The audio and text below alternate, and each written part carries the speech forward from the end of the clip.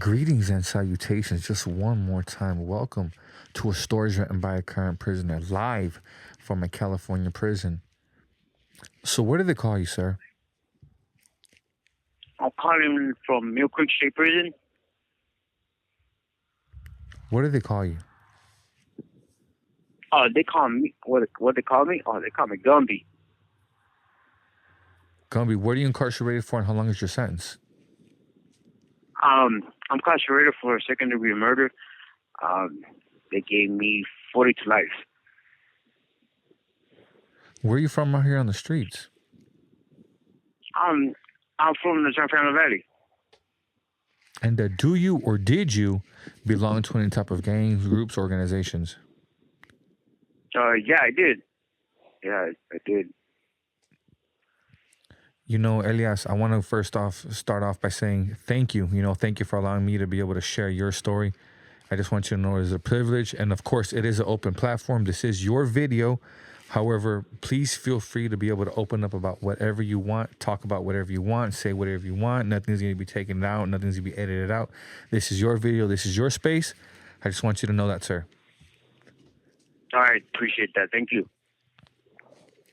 So obviously, man, before you picked up this life sentence, this all started somewhere. You said you grew up in the LA area.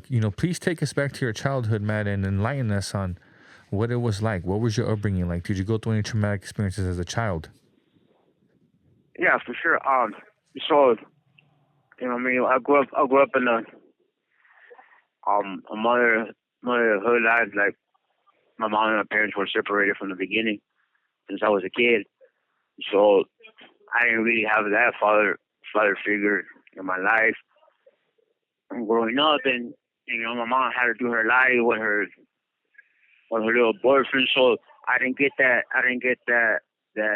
sense of having somebody there to hold me down or to teach me the ropes or to lead me in the right path. To lead me in the right path like they're supposed to. My mom suffered through a lot. My mom, she tried to raise three boys and four boys and one girl. So she been through a lot too. Trying to feed us and try to do what she can for us, but it wasn't that easy. So, as soon as I started growing up a little bit more, I started understanding what the situation was.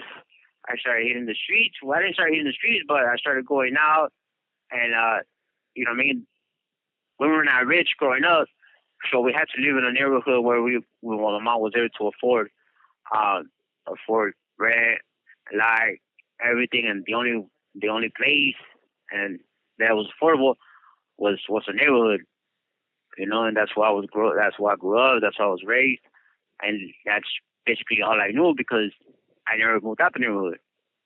So I thought that was the thing. Coming out the apartment, I had the homie right there hanging out, and to me, growing up, those were my friends. I didn't know much more about it. I didn't know about it was wrong or if it was right. All I knew was that they were there for me. They were my brothers. They were somebody that I could depend on, and so that's how I joined the gang. And that's where everything went downhill. For sure. May I ask what neighborhood you decided to involve yourself in? Yeah, I'm from a island called Langen. It's right off Nordhoff.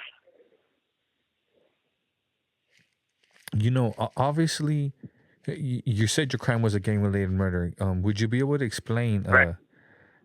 a few years leading up to this murder? Did you guys go at it with different types of cities, different types of neighborhoods? Do you remember losing any friends at one point in time? Oh yeah, I lost one of my close cousins when he was 15. I was about 17 years old because of a rival gang taking through it. My cousin was going home. He wasn't banging or nothing. He was just going home, and they kind of slipped and they recognized him, and they killed him. I lost a few friends like that, but it's it's crazy that one cannot go to the liquor store because we'll be afraid of getting hit up or the enemy's coming through. Or we always have to watch our backs. You know what I mean? Every corner it's a robber gang. Every street is a robber gang. It's like we can have a normal life because you know what I mean, we're always watching our backs. Hopefully they don't kill us. What did your cousin go by, and who was the neighborhood that killed him?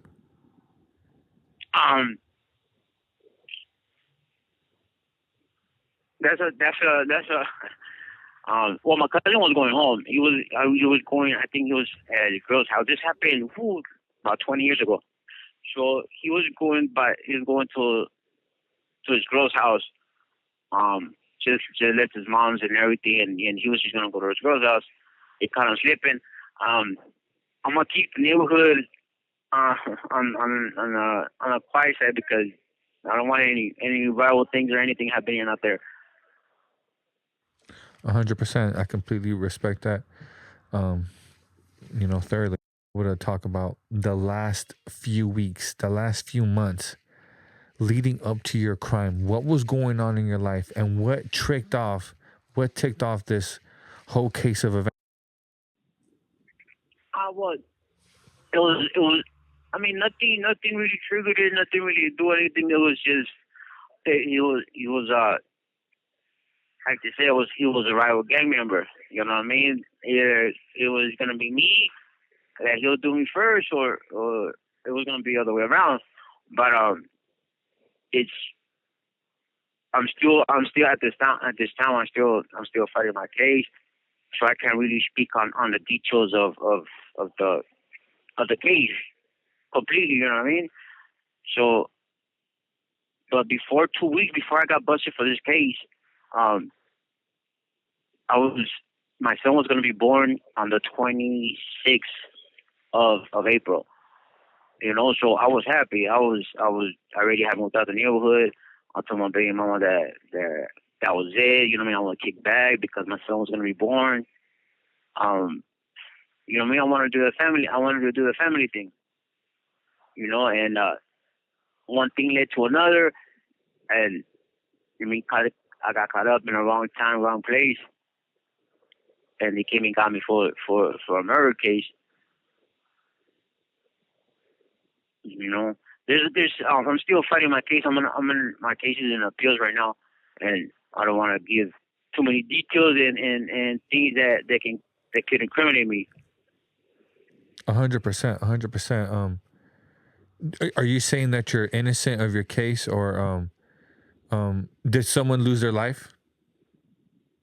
Yeah, I'm saying that I am innocent of my case, and it's weird how everything folded up because I got caught with the hot gun. You know, so even like that, like you always, if the homies ask you for anything or hold this or hold that, like it's obligated or it's manners for you to hold one. You know what I mean? Because you're from the hood and you gotta do what you gotta do. You can't ask questions. You know, unfortunately, I got caught with a hot gun that had a murder on it, and guess what? I wasn't even there. You know. Do you feel perhaps you were set up, or is this just bad luck, bad timing? No, it was bad luck, bad timing, bad decisions all the way around. How everything came about, and yeah, it was just that. But a lot of things get played out, and now I can see like whatever you do in life, I think it'll come around and you're gonna have to pay for it. You say that why? I say that because I can. This call and your telephone number will be monitored and recorded. I can prove my innocence with my whole case. You know what I mean? But like you say out there, like this, one's paying for those that they got away. You know what I mean? For those that I got away with, I think I'm paying them now. May I ask how they found this weapon on you? Did they pull you over, or how did they catch this weapon on you? Yeah, so I had I had I had just got out. I had just got out for doing a gang junction. Um, a gang junction is like if they catch you in the neighborhood, or if they catch you kicking in with another homie from the same neighborhood, you get arrested, and they put you in jail for 2 months, 6 months. It depends on how many times they catch you. So I had just got out for doing a gang junction. Maybe I bailed out. So I was on my way home. And we were all just kicking it, you know what I mean, reminiscing, this and that. And somebody was going home, so they, you know what I mean, I was gonna stay in the neighborhood, so like, hey, yo, why don't you go ahead and grab this real quick. So I grabbed it, hold on to it, you know what I mean, just in case nobody comes tripping or anything, and I end up keeping it. You know what I mean? And every time that I was trying to get rid of it, it's like, you know, maybe something that happened or something was holding me, you know. But that's how I was able to receive that. I had it in my possession. So when I was going home, uh, the homies pulled up right next to me on the sidewalk, and they were like, "Hey, what's up? Where you going?" So I'm like, "I'm going home," but I just didn't know that behind them was an undercover car. You know, so these fools were running around the different neighborhoods, running amok. They didn't know that they had an undercover car right behind them. So when when they pulled over, you know, when I got in the car, and the cops in the back seeing everything, and they followed us. And as soon as I came in, they started following us, see where we were gonna go, and that's when we realized that, you know, we had a car following us, and we tried to pull over. So we can switch drivers and see if they're really following us. And yes, as soon as we hit a corner and we try to get out, that's when all the cops came. So when the cops came, they handcuffed us, took us to jail, and they searched my house. So when they searched my house, that's when they found the gun.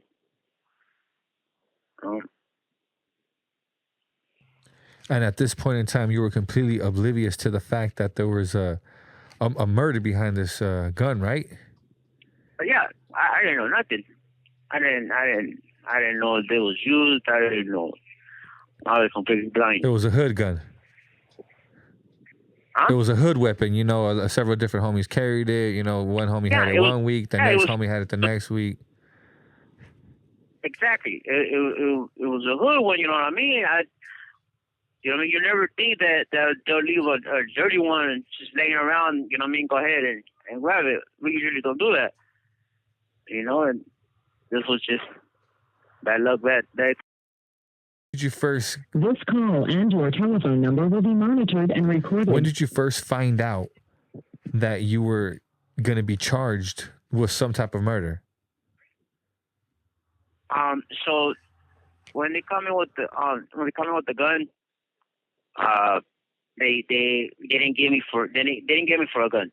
They got me for gang injection because I was with the homies.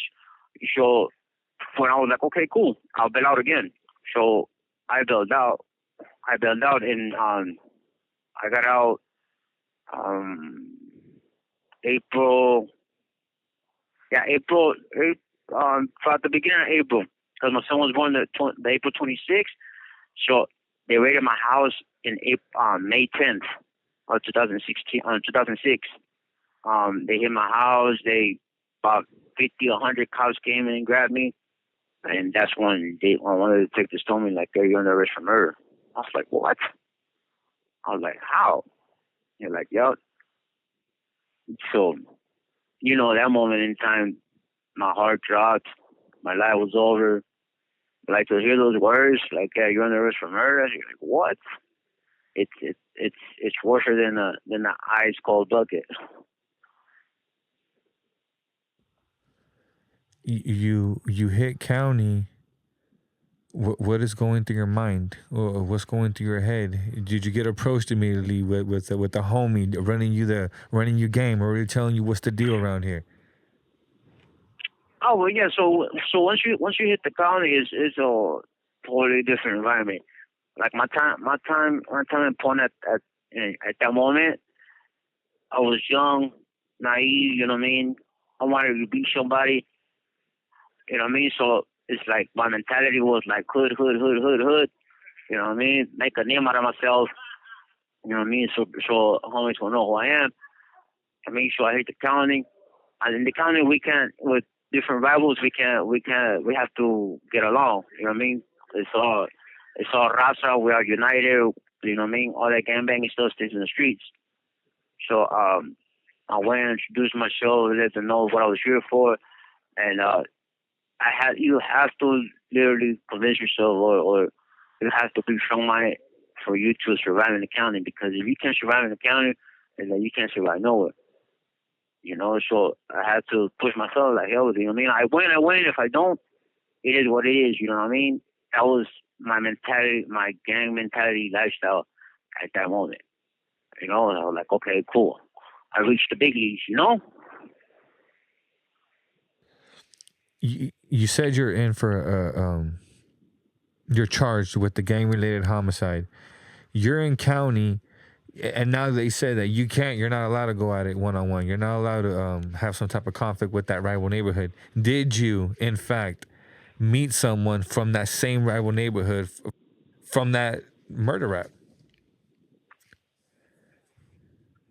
Yeah, I did. I have. I met a few of them. You know? How does that make you feel? What is the interaction right there? Is there some type of interaction? Honestly, it's like, how can I explain it? It's awkward. You know what I mean? It's awkward. It's just like in back of your mind, you're like, okay, you know what, but it's like I'm not gonna say nothing, you know. Have you ever met one that has impacted you in any type of way? Impacted me. Has hurt you, has hurt your family members, has hurt someone that you knew, a homeboy. Yeah, oh man. Yeah, they killed my cousin. Matter of fact, after all that happened, they came back and they shot a few of the homies. So as soon as our murder happened, they came back and retaliated and they got a few of my friends. But thank God that they never hurt my family yet. Oh, they're not.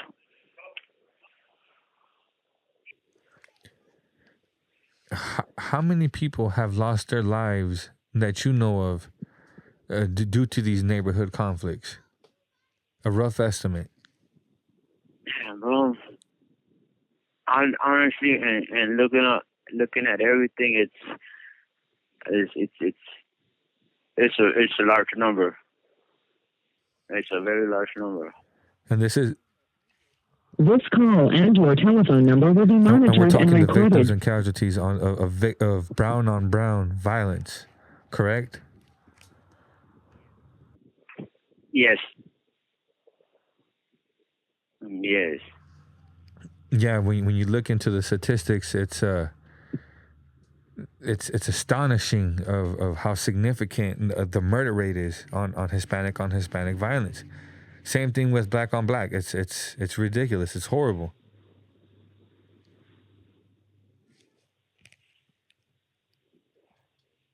Yeah, it is. I mean, it's like we're killing each other for a street that's not gonna go nowhere.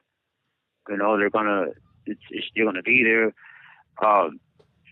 And to top it off, as soon as you hit the county, as soon as you hit your time, as soon as you hit that life sentence, as soon as you start it, it's like, where your homies at?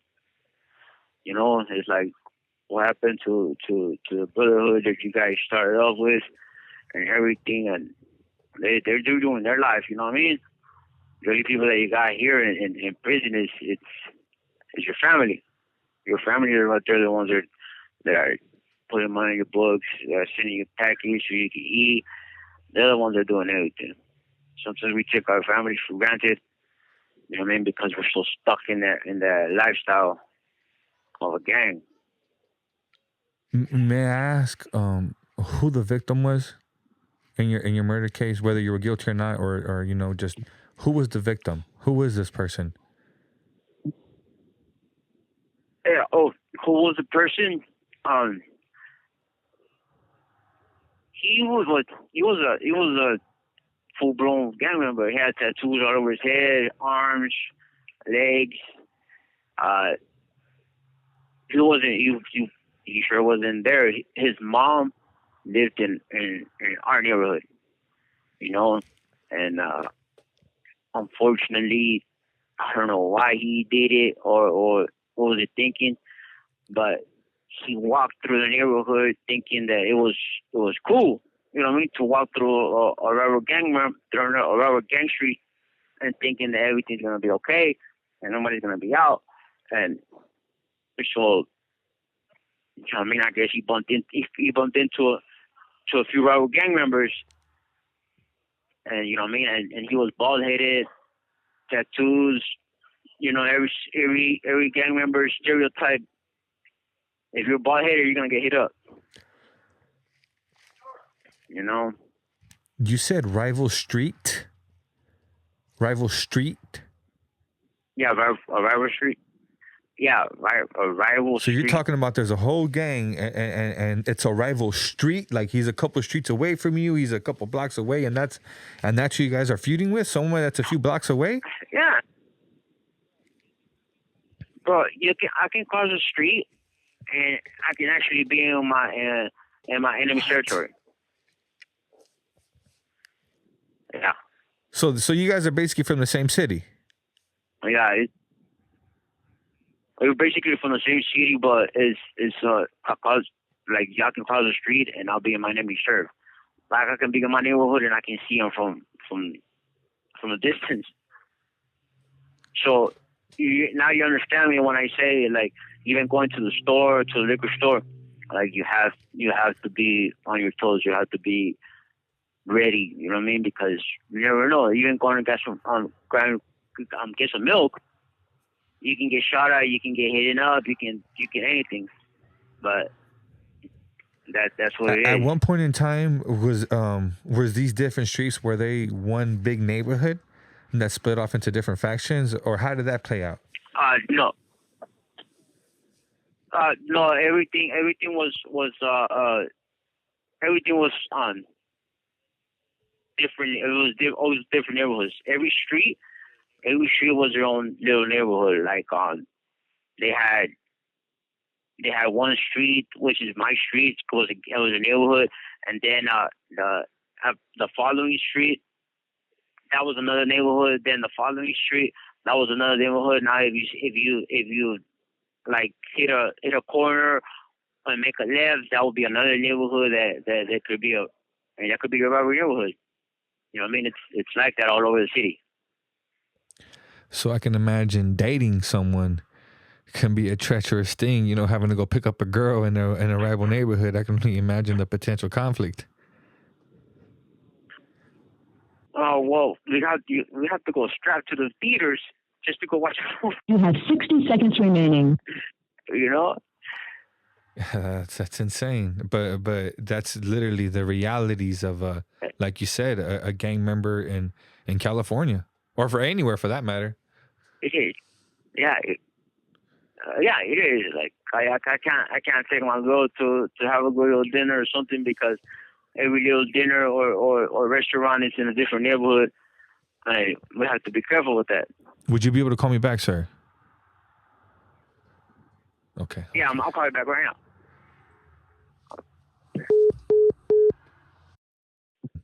Did you have to listen to the victim's impact statements? Did you have to look at the family, the mom, the sisters? What was their reaction? Did you interact with them? I couldn't interact with them. So the sister wrote a letter. She wrote a letter to me, but it had to be addressed to the courts.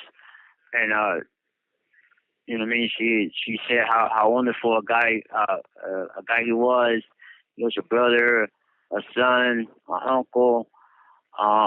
It's messed up. I mean, it's messed up.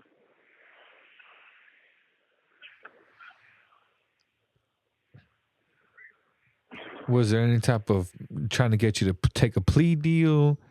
Try to make you cop out or anything like that?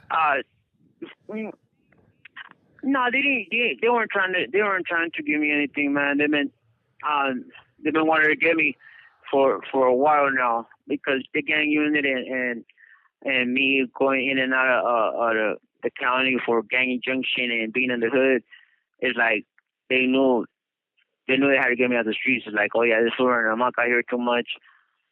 So we gotta lock him up.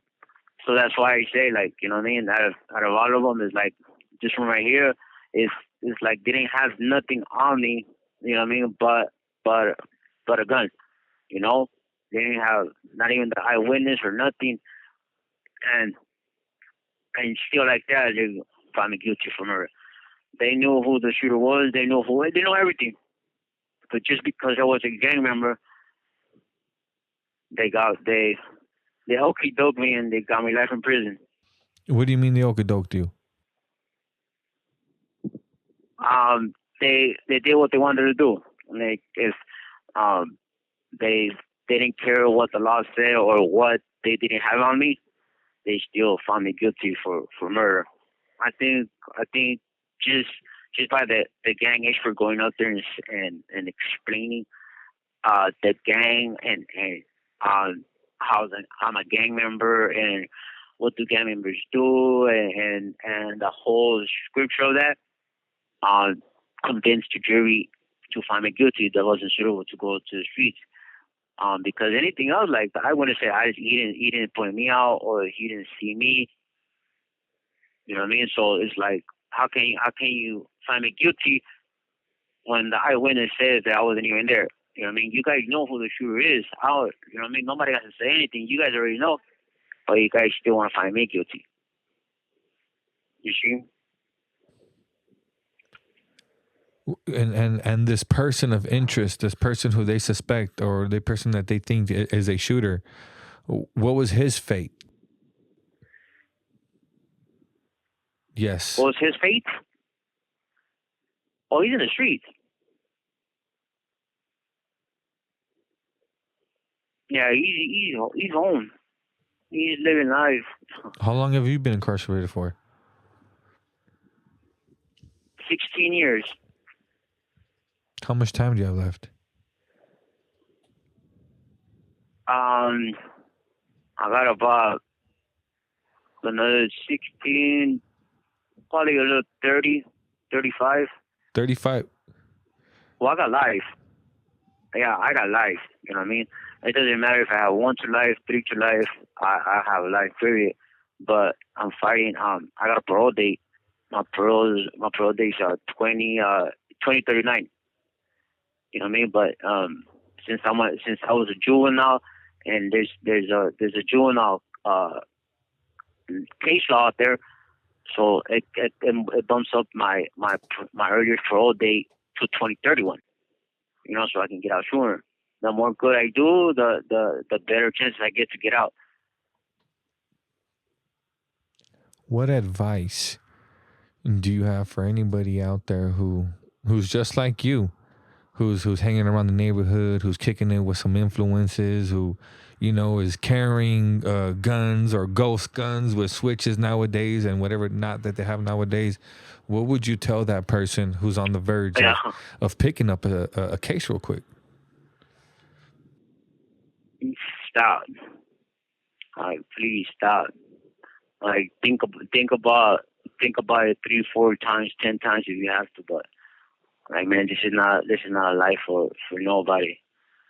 I mean, if you really wanna die or be in prison for the rest of your life, then by all means. But I really don't advise this life. Right? This call and your telephone number will be monitored and recorded.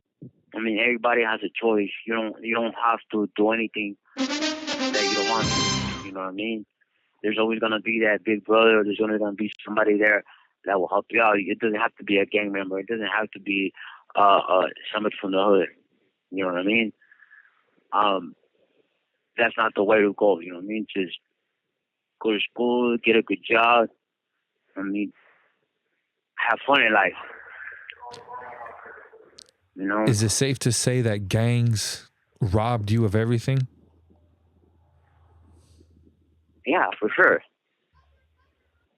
Yeah, they did. They robbed me for 16. They robbed me for 19 years of my life. If you weren't in, Maybe a little bit more. if you weren't in prison, where would you see yourself when you were a young kid? What did you want to be? Well, to be honest, it's like, man, when I was, it's because what I know about is all I know is the hood. You know what I mean? So when I was a kid, like growing up and knowing the first thing was neighborhood, the homies neighborhood. So me thinking like, oh, okay, I'm gonna be a lawyer or a policeman or a fireman. That wasn't really in my thinking. You know what I mean? I wanted to be somebody in the hood. I wanted to be one of my big homies. I wanted to do that. That was my goal. It was a stupid one, but that was my goal. Has there ever been a case of mistaken identity that you know of? You know, like people who dress the part, but they're not from the neighborhood. They might be sporting those big old pants with the shirt, with that LA hat, and they just happen to find themselves in the wrong place at the wrong time, and they lose their life, you know, for simply wearing the wrong clothing. Do you know anything of that? Yeah, no, for sure. Yeah, there's well, we can't wear either. There's a color that we don't wear, and you know what I mean. And that's that's because that's from the other side. The north and the south is two different colors.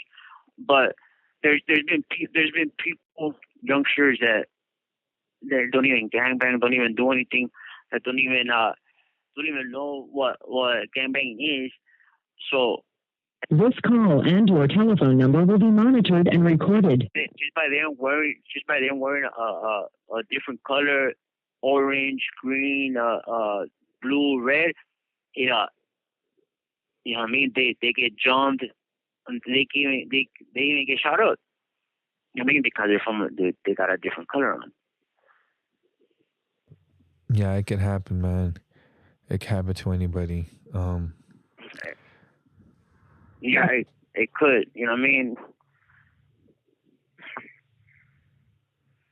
So I'm sure throughout your time of incarceration, you've got to see the politics up close and personal. You've got to see the betrayals, the backstabbings. Oh, for sure. Yes, that's another thing that a lot of people don't see coming. Because they're like, okay, cool, we're gonna do this, we're gonna do that, but once you get into the politics and everything else, it's like they're out for themselves. They say like this is a Shark Tank. You know what I mean? This is a Shark Tank. If you get bit, you're gonna get bit. You know what I mean? But everybody gets bit here. You know what I mean? It's a learning experience also. You know what I mean? To trust those who you really trust, those friends that are actual friends. You know what I mean? Yeah, because right here they'll backstab you in a heartbeat. They'll turn on you and they can be saying hi to you, and then they can be plotting something else on the sidelines. May I ask, are you still on general population, or did you go to the other side? Oh, I went to the other May side. I ask what caused you to go to the other side? The politics. Yeah, so the politics is the one that come in this side. There was a lot of situations where you know what I mean, you can ask for help or ask anything, and they help you. You know what I mean? But it wasn't like that. You know what I mean? Right here, they're quick to to put a foot on your neck than to lift you up. You know, so it was like that's not the thing for me. I'm good.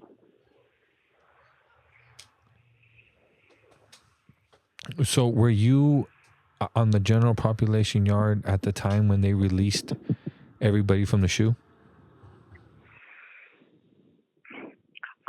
No, I was already on this side. Yeah, my brother was.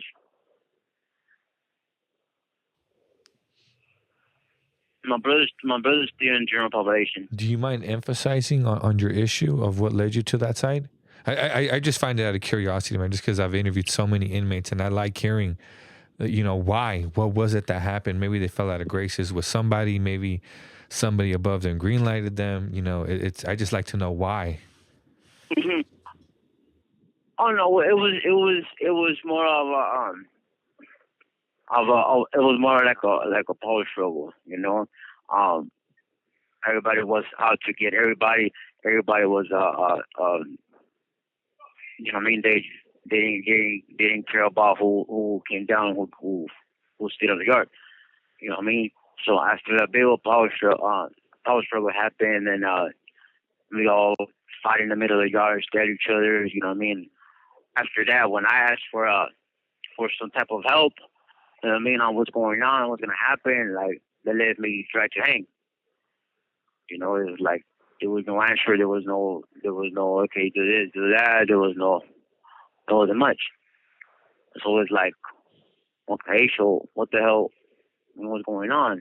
After all that shit happened, and I fought for what is right, they left me hanging. You know what I mean?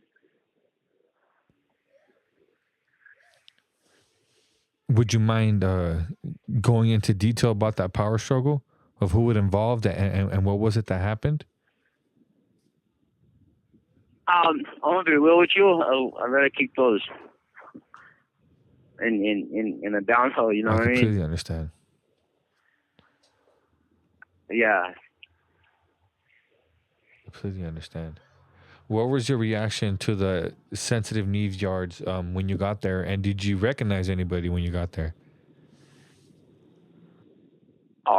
Yeah. I did recognize a few people that they were in other yards, but it took me a while.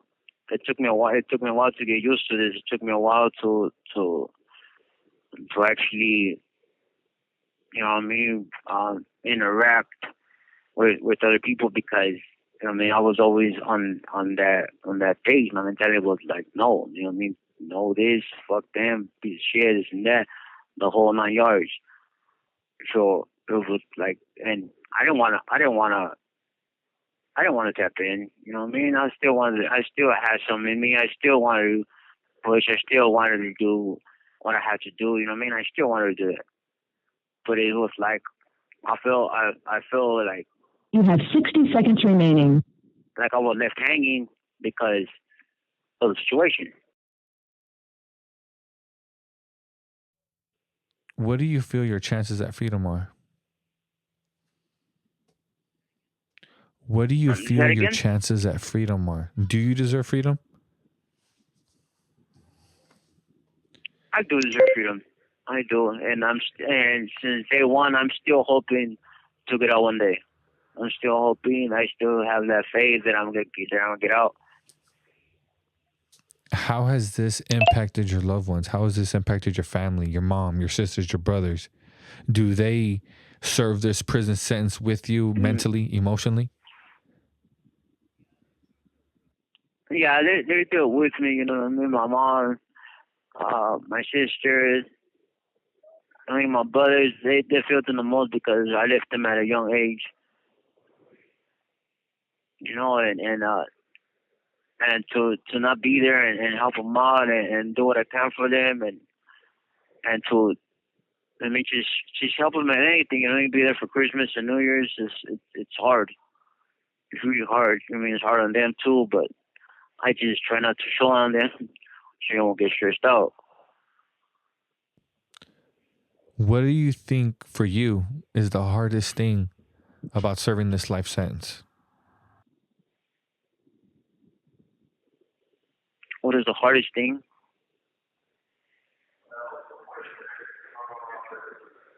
Oh man, not man, not knowing my son.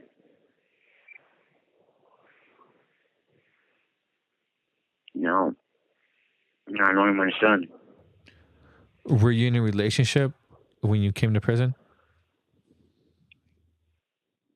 I I was in a relationship. Well, uh, you can say we were. My baby mama was gonna. She just had my son. My baby mama just had my son, so I was trying to make it work. See what we can do, and show her that I was a changed man. That you know, what I mean, that I was gonna do the right thing next to her, and next to her, and my son. But she had different plans. Um, she kept my son from me. She didn't even go see him. That pissed me off hella bad, and but so my son was born April 26th. Um, I got busted for this case May 10th, about 2.5 weeks later. So I mean that right there could be it. My son.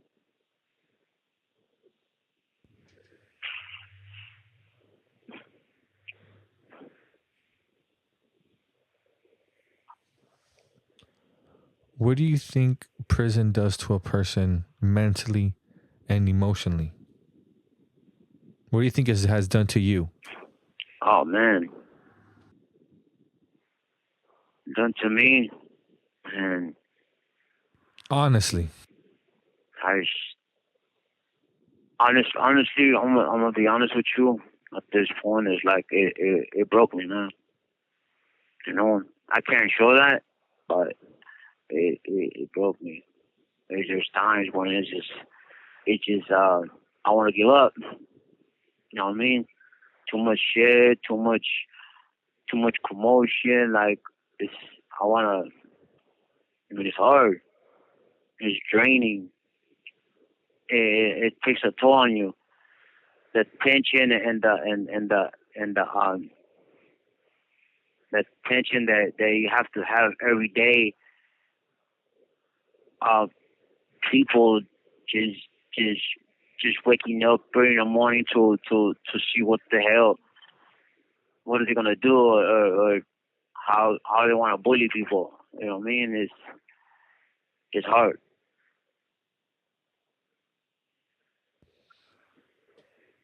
So was this worth it, man? I know you find yourself in an unfortunate predicament, but was choosing this gang banging lifestyle, was it worth it for all the pain and suffering you've had to Uh, endure, your freedom and everything that you've lost behind it? Was this gang banging lifestyle worth it, sir? no, it wasn't. It was not.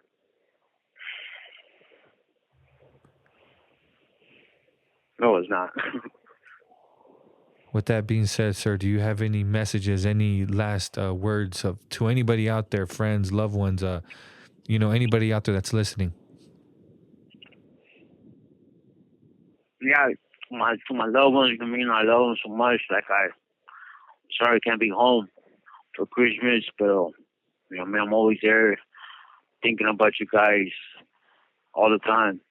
Um, and if there are a few out there that are starting a gang or just kicking it with homies or just thinking about the neighborhood, like turn around. You know, there's other things more out there in the world that you can you can do. You know, that you can do. There's a lot more out there that you can be, that you can make a name out of yourself, but without gangbanging. You know, you can be somebody. There's options. It's to expand your mind. You know, what I mean, leave the gangs to other idiots. You know. Thank you so much, sir.